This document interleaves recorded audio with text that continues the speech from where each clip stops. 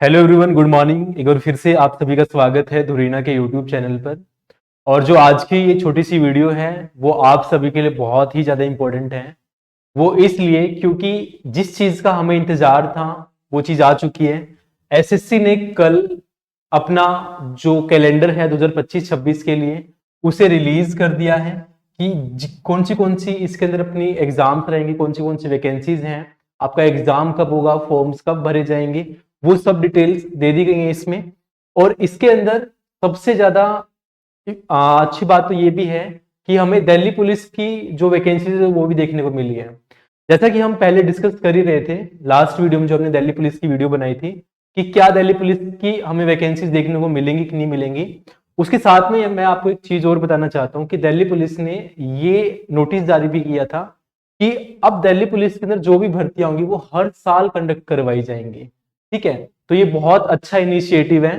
तो आज की इस वीडियो में हम डिस्कस करेंगे एसएससी 2025 और 26 का कैलेंडर, कौन सी भर्तियां हैं, कब उनके नोटिफिकेशन आएंगे, कब उनका एग्जाम होगा और आपको अपनी प्रिपरेशन कैसे करनी है, आपके पास टाइम कितना रहेगा, वो सारी चीजें आज की इस वीडियो में हम डिस्कस करेंगे। तो देख लेते हैं इसमें। ये आपका डिपार्टमेंटल एग्जाम्स का दिया हुआ है इसके अंदर, इसको छोड़ देते हैं। सबसे पहले आता है हमारे पास में सिलेक्शन पोस्ट एग्जामिनेशन फेज 13 2025। अभी हमने लास्ट एक वीडियो में डिस्कस किया था एसएससी की 8+ सबसे बड़ी नौकरियां, जिसके अंदर हमने इसके ऊपर डिस्कशन किया था कि इसको काफी कम लोग अहमियत देते हैं। इसका रीजन ये है कि इसके अंदर क्या होता है, आपका थोड़ा सा डाइवर्सिफाई कर देते हैं वो चीजों। कैसे कि जैसे अगर मैं सीजीएल की बात करूं, ठीक है, अभी हम सीजीएल का आगे डिस्कशन करेंगे थोड़ा अलग से। जैसे सीजीएल है, तो सीजीएल क्या है, ग्रेजुएट्स के लिए है, यानी कि जिस बच्चे ने ग्रेजुएशन कंप्लीट कर लिया है वो सीजीएल का फॉर्म भरेगा। ठीक है, और इसके अंदर सीजीएल के अंदर क्या है, जितने भी पोस्ट है, जितनी पोस्ट है उन सभी के लिए सिलेक्शन प्रोसीजर क्या है, सेम है। क्या है, सेम है। लेकिन सिलेक्शन पोस्ट एग्जामिनेशन फेज क्यों बनाया गया है, ये 13th है, इससे पहले 12th 2024 में अपना अभी हो गया है। ये इसलिए बनाया गया था कि जैसे कुछ ऐसे ऐसे डिपार्टमेंट्स होते हैं, ऐसे ऑर्गेनाइजेशंस होते हैं गवर्नमेंट के, जिनको कैंडिडेट चाहिए विद कुछ स्पेशल स्किल्स के साथ में। जैसे मान लो अगर हम सीजीएल की बात करें, इसमें पता है कि आप अपना टियर 2 क्वालिफाई करेंगे, स्किल टेस्ट देंगे और आपका सिलेक्शन हो जाएगा। लेकिन कुछ ऐसी पोस्ट जिनके ऊपर आपको कुछ स्पेशल स्किल चाहिए, तो अब अगर हम स्पेशल स्किल की बात करें तो वो सीजीएल की पोस्ट में तो ऐड कर नहीं सकते, क्योंकि हमें तो उसको डेकोरम मेंटेन करके चलना है। तो इसलिए क्या किया एसएससी ने, एक अलग से एग्जाम बना दिया सिलेक्शन पोस्ट फेज, कि इसके अंदर आप सीएचएसएल यानी कि 10th बेस पे, कि इसके अंदर आप 10th बेस पे, इसके अंदर आप 12th बेस पे, और इसमें आप ग्रेजुएशन पे, आपको जो भी स्पेशलाइजेशन के साथ में पोस्ट चाहिए, जो भी आपको एक्स्ट्रा चाहिए, आप उसके अकॉर्डिंग अपनी पोस्ट निकालिए। और दूसरी बात ये है, इसमें एक नेगेटिव पॉइंट ये लगता है स्टूडेंट्स को कि इसका जो ज्वाइनिंग वगैरह है वो बहुत लेट मिलती है। अगर मान लो आप 2025 में एग्जाम देंगे तो लगभग आपको ज्वाइनिंग इसकी 2026 या 27 में देखने को मिलती है। इसका कारण ये होता है, एसएससी ये बोल देता है कि बस हम इनका एग्जाम करवाएंगे सिलेक्शन पोस्ट फेज का, उसके बाद में जो भी ज्वाइनिंग है, डॉक्यूमेंट वेरिफिकेशन है, कब इनको ज्वाइनिंग देनी है, स्किल टेस्ट, वो सब कुछ जिस डिपार्टमेंट की वो वैकेंसी होती है तो वो उसके ऊपर छोड़ देता है कि वो अपने आप करेगा अब इसका। ठीक है, तो इसलिए थोड़ा सा इसमें स्लो प्रोसेस होता है। लेकिन इसमें एक सबसे अच्छा पॉइंट ये भी है कि आपको इसके अंदर जो कंपटीशन है बहुत बहुत कम देखने को मिलता है। इसके तरफ जो स्टूडेंट्स है वो बहुत कम इंक्लाइंड होते हैं, उसका रीजन मैंने आपको बता दिया। ठीक है, तो अगर हम इसकी बात करें कि आपको इसमें नोटिफिकेशन कब देखने को मिलेगा, तो सिलेक्शन पोस्ट फेज का आपका 16 अप्रैल 2025 को नोटिफिकेशन जारी किया जाएगा। इसकी जो फॉर्म भरने की लास्ट डेट है वो 15 मई रहेगी और आपका एग्जाम इसका जून जुलाई 2025 में करवा लिया जाएगा। ठीक है, उसके बाद में सबसे फेमस वैकेंसी आती है एसएससी की, कंबाइंड ग्रेजुएट लेवल यानी कि सीजीएल। ठीक है, और ये जो सीजीएल का टियर 1 का दिया गया, क्योंकि टियर 2 तो टियर 1 के बाद में ही होगा। टियर 1 के लिए यानी कि सीजीएल का जो नोटिफिकेशन है आपको नेक्स्ट ईयर 22 अप्रैल 2025 को देखने को मिलेगा। क्लोजिंग डेट यानी कि इसकी लास्ट फॉर्म भरने की डेट होगी 21 मई और आपका जो इसका एग्जाम है वो जून जुलाई में ही, यानी कि सिलेक्शन पोस्ट फेज के साथ में ही करवा लिया जाएगा। ठीक है, ये हुई फीस हमारी सीजीएल की बात। उसके बाद में अगर हम बात करें, उसके बाद में आती है sub inspector in Delhi police and central arm police forces examination. ये होता है हमारा सीपीओ का एग्जाम। कौन सा होता है, सीपीओ एग्जाम यानी कि सेंट्रल पुलिस ऑर्गेनाइजेशन एग्जाम। जिसके अंदर अब क्या होते हैं, अलग अलग फोर्सेज, चाहे सीएसएफ हो, आईटीबीपी हो, दिल्ली पुलिस हो, आप इसके अंदर 2 स्टार वाली नौकरी लेते हैं, वर्दी लेते हैं, यानी कि आप बनते हैं एसआई, सब इंस्पेक्टर इसमें। ठीक है, तो इसका जो नोटिफिकेशन है वो आपको नेक्स्ट ईयर 16 मई को देखने को मिलेगा। लास्ट डेट इसकी 14 जून रहेगी, और आपका एग्जाम यानी कि सीजीएल के बाद ही, सीजीएल का एग्जाम जून जुलाई में होगा, उसके बाद यानी कि जुलाई अगस्त में आपका सीपीयू का एग्जाम करवा लिया जाएगा। और सीपीयू के लिए सबसे इंपॉर्टेंट होता है आपका इंग्लिश। मैं क्यों बोल रहा हूं ये बात, क्योंकि इसके अंदर आपका जो टीयर 2 एग्जाम होता है वो 200 का होता है, 200 क्वेश्चन ही आपके इंग्लिश के आते हैं। तो जिसका इंग्लिश अच्छा होगा वो सीपीयू के लिए जा सकता है, बहुत अच्छी भर्ती है। सीजीएल से कम कंपटीशन आपको सीपीयू में देखने को मिलता है, सीजीएल सीएचएसएल से जल्दी आपको सिलेक्शन सीपीयू में मिलता है। ठीक है, उसके बाद बात आती है कंबाइंड हायर सेकेंडरी यानी कि आपके 12th सीएचएसएल की। ये वो नौकरी है जो 12th पास स्टूडेंट्स भरते हैं। कौन से वाली, अगर आपने 12th पास कर लिया है और आप मान लो अभी ग्रेजुएशन के फर्स्ट ईयर या सेकंड ईयर में हो और आपको एक अच्छी खासी जॉब करनी है एसएससी के बहुत बड़े बड़े मिनिस्ट्रियल्स के अंदर, डिपार्टमेंट्स के अंदर, तो आप सीएचएसएल की प्रिपरेशन कर सकते हैं। हर साल आपको इस पे बहुत अच्छी खासी वैकेंसीज देखने को मिलती हैं। ठीक है, तो इसका जो नोटिफिकेशन है आपको 27 मई को देखने को मिलेगा। लास्ट फॉर्म भरने की डेट इसकी 25 जून रहेगी, और इसका एग्जाम भी आपका जुलाई अगस्त में करवा लिया जाएगा, जस्ट सीपीयू के साथ में ही। उसके बाद में आता है हमारे पास में multitasking non technical staff and हवलदार, यानी कि जो मल्टीटास्किंग यानी कि एमटीएस एंड हवलदार, एमटीएस एंड हवलदार, ये आपकी एक पोस्ट है, बहुत ही अच्छी पोस्ट है, जो कि 10th पास स्टूडेंट्स के लिए रहती है। किनके लिए, 10th पास स्टूडेंट्स के लिए। जैसे आपने देखा होगा अभी भी इसकी 11-12 हजार वैकेंसीज निकली हुई थी, अभी इसका एग्जाम ही खत्म हुआ है नवंबर के अंदर, 11 नवंबर को लास्ट एग्जाम था। कम से कम 50-60 लोगों ने फॉर्म भरा था इसका, और 27-28 लाख लोग ही मतलब कैंडिडेट्स ही इसका एग्जाम देने के लिए गए, यानी कि 50% स्टूडेंट्स का रेशियो गिर जाता है। तो इसमें कंपटीशन कम भी रहता है। इसका रीजन ये है, जिस स्टूडेंट का इंग्लिश और जीके अच्छा है वो इसके लिए जा सकते हैं, क्योंकि इन 2 सब्जेक्ट पर ही क्या बनती है, आपकी मेरिट लिस्ट तैयार होती है। तो अगर इसकी हम नोटिफिकेशन की बात करें तो इसका जो नोटिफिकेशन है वो आपको नेक्स्ट ईयर 26 जून को देखने को मिलेगा। लास्ट डेट इसकी 25 जुलाई रहेगी फॉर्म भरने की, और सितंबर अक्टूबर यानी कि जस्ट आपके सीएचएसएल के बाद में इसका एग्जाम करवा लिया जाएगा।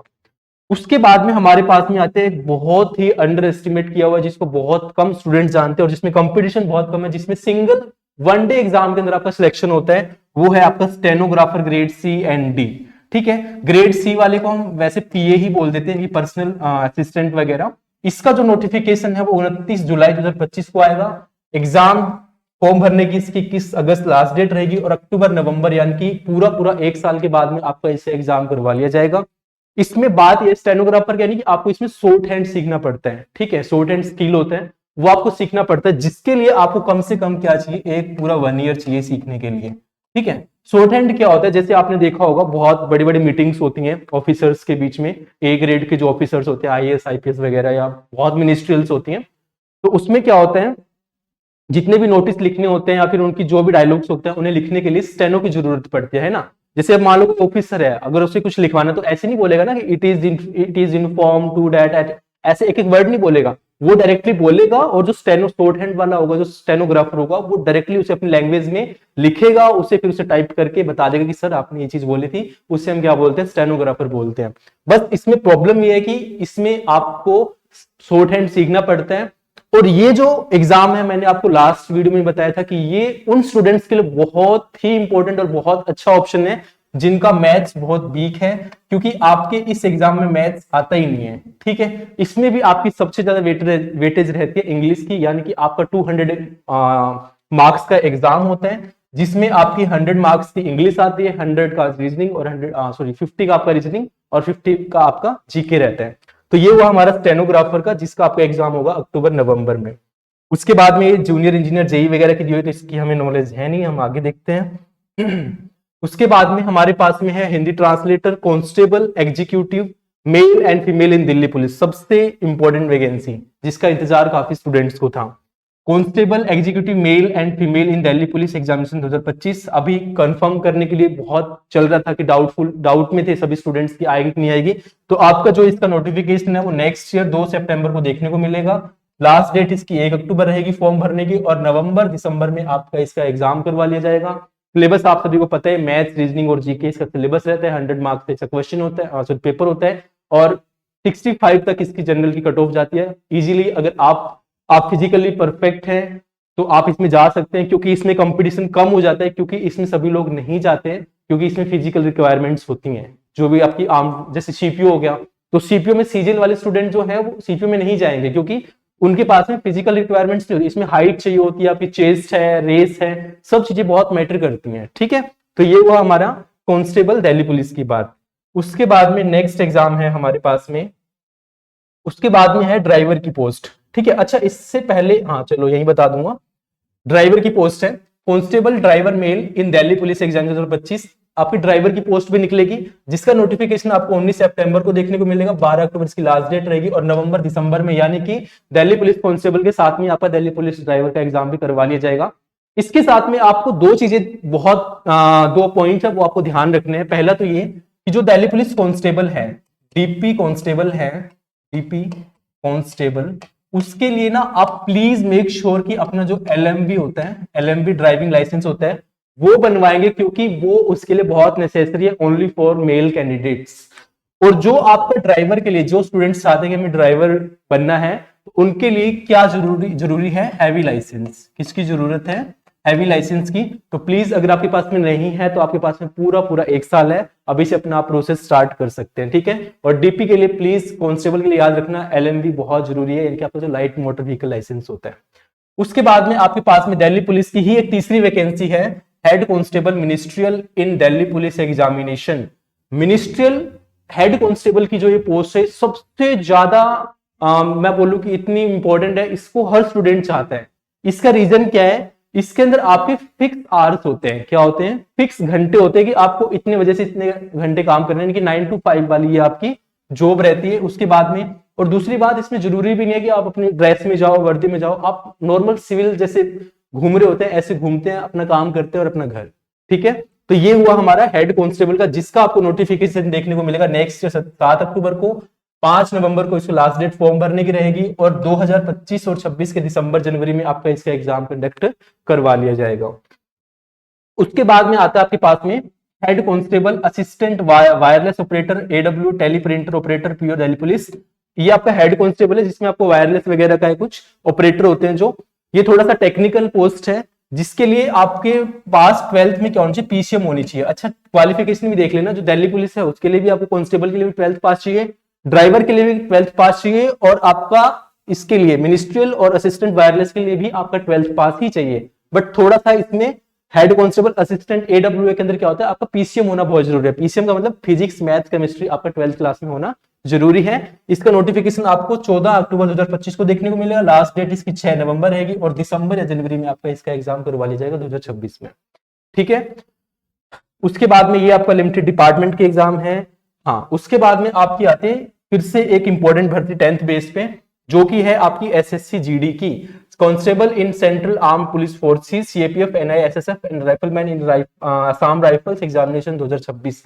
अभी आपको पता है कि जो 2024 का एग्जाम है एसएससी जीडी का, 40,000 भर्तियां निकली थी। ठीक है, 40,000 भर्तियों के ऊपर फॉर्म भरे गए, और आपका जो एग्जाम है वो 2025 में फेब को शेड्यूल्ड है, यानी कि 2 या 3 तारीख से स्टार्ट है आपका एग्जाम, और 28 फेब तक आपका एग्जाम चलेगा एसएससी जीडी का। ठीक है, तो अब सेम वही चीज कि आपका 2025 को नोटिफिकेशन आएगा, जिस तरह से 2024 की वैकेंसी 2025 में एग्जाम कंडक्ट करवाया जा रहा है, वैसे ही 2025 का एसएससी जीडी का जो एग्जाम है 2026 के अंदर आपका मार्च अप्रैल में सेम इसी टाइम पर आपका करवा लिया जाएगा।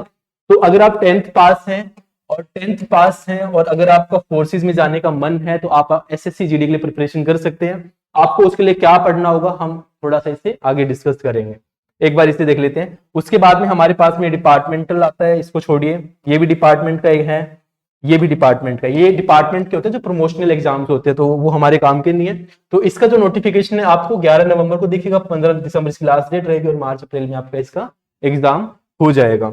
ठीक है, तो ये हमारी किसकी बात की, आपकी इतनी सारी भर्तियां लाइंड अप हो चुकी हैं। यानी कि बात ये है, जैसे 2024 देखो, कैलेंडर हर साल आएगा। ठीक है, कैलेंडर क्या होगा, हर साल आएगा, ऐसा नहीं है कि इसी साल कैलेंडर आया है, एसएससी का कैलेंडर हर साल आएगा। ठीक है, कैलेंडर तो हर साल आना है, लेकिन बात ये कि हमें वैकेंसीज देखने को मिल रही है हर साल, कम से कम 70-80 हजार वैकेंसियां क्या करता है, फिल करता है एसएससी एग्जाम्स कंडक्ट करवा के। तो आपके पास में एक अपॉर्चुनिटी ये है कि आपको पता है कि आपका एग्जाम कब होगा, ठीक है, कि आपका एग्जाम कब होगा, तो आप अभी से अपनी प्रिपरेशन स्टार्ट कर सकते हैं। स्टार्ट कैसे कर सकते हैं? अब आपको थोड़ा सा कंफ्यूजन ये होगा कि मैंने इतनी सारे तो एग्जाम्स बता दिए, आपके सामने भी इतने सारे ऑप्शंस हैं, आपको किस एग्जाम को टारगेट करके चलना चाहिए? तो उसके लिए एक छोटी सी स्ट्रेटेजी ये है, देखो आपके सामने क्या है, सब्जेक्ट है मैथ्स, मैथ्स है आपके सामने, रीजनिंग है, रीजनिंग, आपके पास में इंग्लिश है, ठीक है, आपके पास में इंग्लिश है, और आपके पास में है जीके, और प्लस में आपके पास में है हिंदी, ठीक है। थोड़ा सा हम इसको रीअरेंज करते हैं। इसमें हम कर सकते हैं रीजनिंग, यहां पर जीके, यहां पर इंग्लिश, और यहां हिंदी, ठीक है। अभी आपको इन 5 सब्जेक्ट को टारगेट करना है, ठीक है। अभी आप यहां से डिसाइड करेंगे कि आपको किस एग्जाम के लिए क्या करना है, प्रिपरेशन करना है। देखो, अगर आप चाहते हैं कि आप सीजीएल को टारगेट करना चाहते हैं, आप सीएचएसएल को टारगेट करना चाहते हैं, ठीक है, तो आप सबको क्या करना पड़ेगा, मैथ्स, रीजनिंग, जीके और इंग्लिश को बहुत ही अच्छे से पढ़ना पड़ेगा, क्योंकि ये चारों सब्जेक्ट आएंगे। और ये मान के चलो कि एसएससी इंग्लिश के बिना अधूरी है। एसएससी का ऐसा कोई एग्जाम नहीं है जिसके अंदर इंग्लिश ना आती हो। तो अगर आपको एसएससी की प्रिपरेशन करनी है तो आप इंग्लिश को तो अवॉइड कर ही नहीं सकते, ये तो आपको करना ही पड़ेगा, ठीक है। तो अगर आपको सीजीएल सीएचएसएल के लिए जाना है तो आप इन चारों को ले लीजिए। अगर आपको लगता है कि मुझसे मैथ्स नहीं होता, अगर मुझसे मैथ्स नहीं होता, सर हमें तो मैथ्स आता ही नहीं है, तो आप मैथ्स को छोड़ दो, आप रीजनिंग, जीके, इंग्लिश ले लो। किसकी प्रिपरेशन करें फिर? आप स्टेनो की प्रिपरेशन कर लो, ठीक है। अगर आपको मैथ्स नहीं लेना तो आप स्टेनो पे चले जाओ। फिर आपको लगता है कि सर हमें इंग्लिश नहीं लेनी, तो आप इंग्लिश को मत लो, आप इंग्लिश को छोड़ दो। ऐसा भी ऑप्शन है कि आप जीडी में चले जाओ, है ना। जीडी के अंदर आपके पास में चॉइस होती है, जीडी में क्या होती है, चॉइस होती है कि आइदर इंग्लिश और हिंदी। तो आप वहां क्या करो, हिंदी चूज कर लो। तो आप इंग्लिश को छोड़ के हिंदी में जा सकते हो। अगर आपका मैथ्स, रीजनिंग, जीके अच्छा है तो आप हिंदी से चले जाओ। तो आपके पास में ऑप्शंस हैं। और अगर आपको लगता है कि मेरी इंग्लिश बहुत ही अच्छी है, मैं थोड़ा और पढ़ के बहुत अच्छा कर सकता हूं, तो आप सीपीओ के लिए चले जाओ, ठीक है। तो आप किसका एग्जाम दे सकते हो, सीपीओ का एग्जाम दे सकते हो। बाकी मैंने बताया कि मैथ्स वीक वाला अपने स्टेनो का एग्जाम दे देंगे। और बाकी एमटीएस के लिए जिसका जीके और जिसका इंग्लिश बेस्ट है वो अपना इसके लिए जा सकते हैं, क्या कहते हैं, एमटीएस के लिए जा सकते हैं। तो ये हुआ हमारा स्ट्रेटेजी कि आपको किस तरह से अपने एग्जाम्स के लिए टारगेट करने अपने आप को। देखो कैलेंडर्स आते रहेंगे, नोटिफिकेशंस भी आएंगे, फॉर्म भी भरे जाएंगे, लोग वैसे ही सुनते सुनाते चलते जाएंगे। लेकिन बात यह है कि आपका टाइम जाएगा, आप कितने सीरियस हैं, क्या आपको रियल में सिलेक्शन चाहिए या नहीं चाहिए, वो मैटर करता है।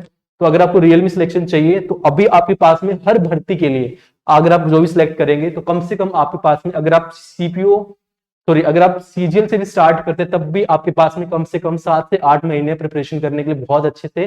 और एसएससी के एग्जाम के लिए आप जो भी टॉपर्स हैं उनके इंटरव्यू सुनेंगे तो 7 से 8 महीने मोर देन इनफ होता है किसी भी एग्जाम को उसके एसएससी एग्जाम्स के लिए प्रिपरेशन करने के लिए। तो आप अपनी प्रिपरेशन स्टार्ट कर सकते हैं और यही रहेगा। और साथ में अगर आपको फिर अपनी एग्जाम को थोड़ा और बूस्ट देने के लिए, बेहतरीन करने के लिए चाहिए तो आप प्ले स्टोर से धुरीना एप्लीकेशन को डाउनलोड कर सकते हैं। धुरीना एप्लीकेशन को डाउनलोड करके वहां पर आपको एसएससी के जितने भी एग्जाम्स है, जीडी है, एमटीएस है, सीएचएसएल है, सीजीएल है, सीपीयू है, उन सभी एग्जाम्स के आपको वहां पर एग्जाम ओरिएंटेड कोर्स दिख जाएंगे। आप वहां पे एनरोल कर सकते हैं और अपनी प्रिपरेशन को आज से ही शुरू कर सकते हैं। एंड आई होप गाइज कि आपको जो आज की इस वीडियो में इंफॉर्मेशन है वो अच्छी लगी होगी। तो please like the video and अपने दोस्तों के साथ में भी शेयर करना, अपना एक पीयर ग्रुप बनाओ सो दैट आप उनके साथ में अपना एक प्रिपरेशन स्टार्ट कर सकें। और धुरीना के यूट्यूब चैनल को ऐसी इंफॉर्मेटिव वीडियोस के लिए एंड एग्जाम अपडेट्स के लिए सब्सक्राइब जरूर कर लेना। धन्यवाद। जय हिंद, जय भारत।